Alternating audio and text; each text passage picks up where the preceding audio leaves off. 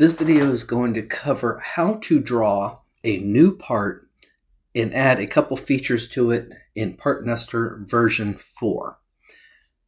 If you've seen the other videos, you know that when you click on any one part, it shows the part name and selects the part name in our parts list.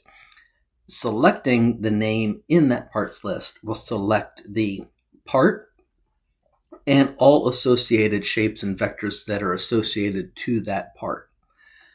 Each part has its own perimeter cut, has only one perimeter, and associated shapes are attached within that perimeter shape.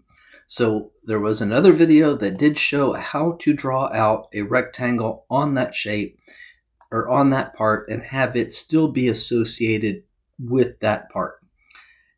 We want to now create a new part.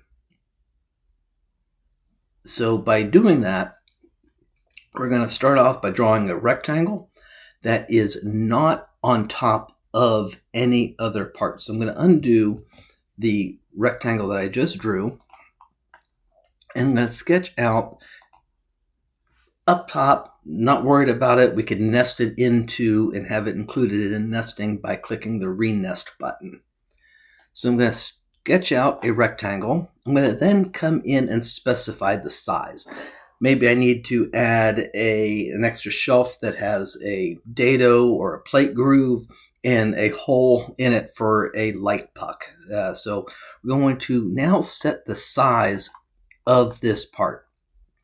So notice that it does have and is checked for a perimeter cut.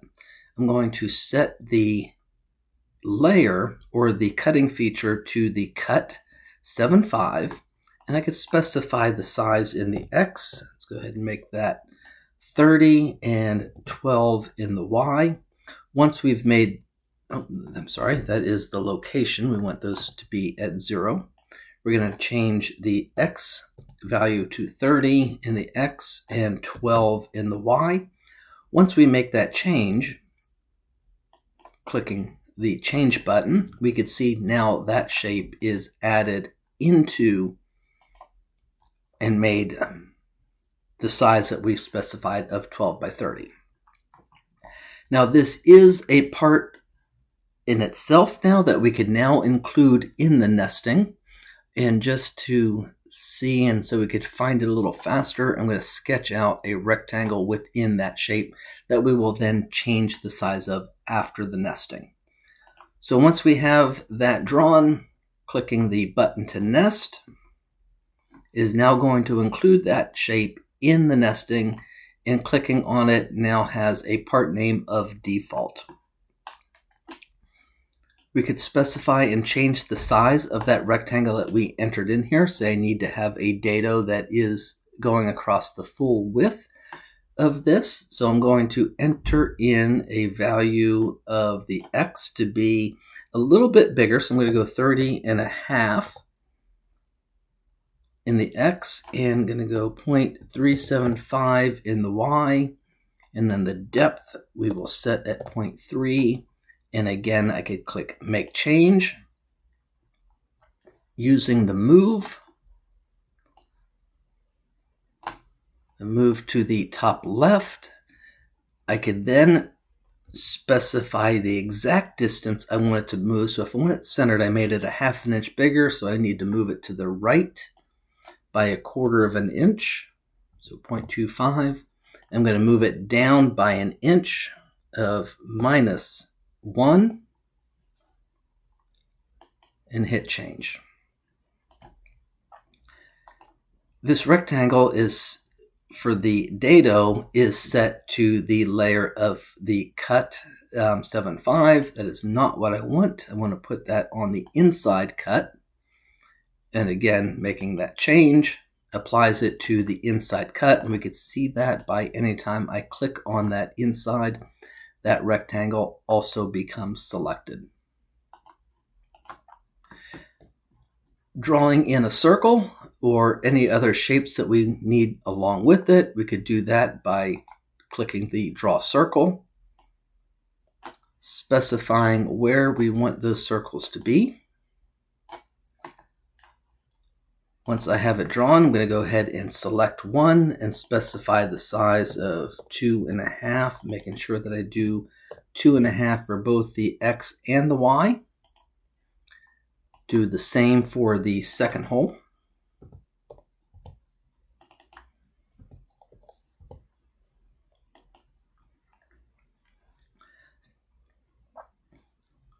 We can now use the Move tool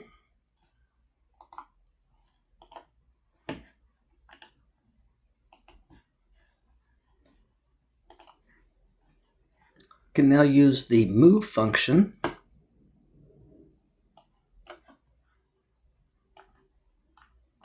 to move that hole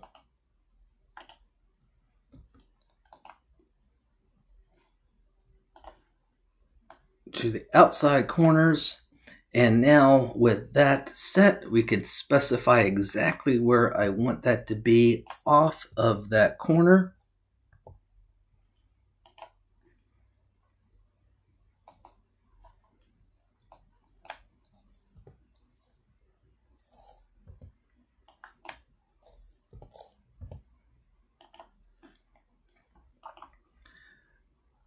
Those two rectangles are associated with the inside cut, so when we calculate this, we will now see that we have all of the toolpathing created and associated with it.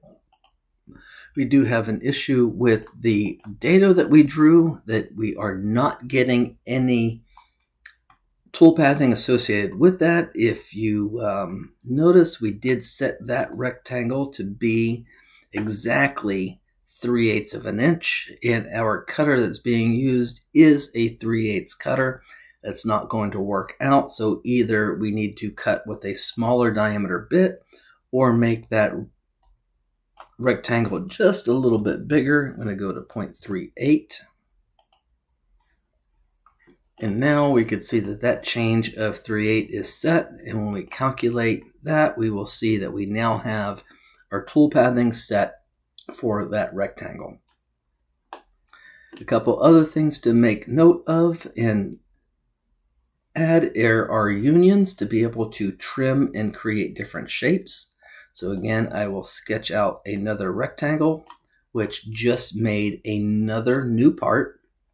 I'm going to sketch out another rectangle, making sure that my mouse is above, over top of the rectangle or the part that I created, to make sure that this part is still associated with our rectangle. So to create and trim these, I'm going to go ahead and select the bigger one first, then the smaller one. And we're going to look at the shape here. So the dotted line is the area that is representing that what is going to be removed. So this first option here is going to create the outline of the entire part. Control Z, do the same thing, selecting one part, Shift key to select the other. The center part here, the center button, you can see by the black line, is only the center.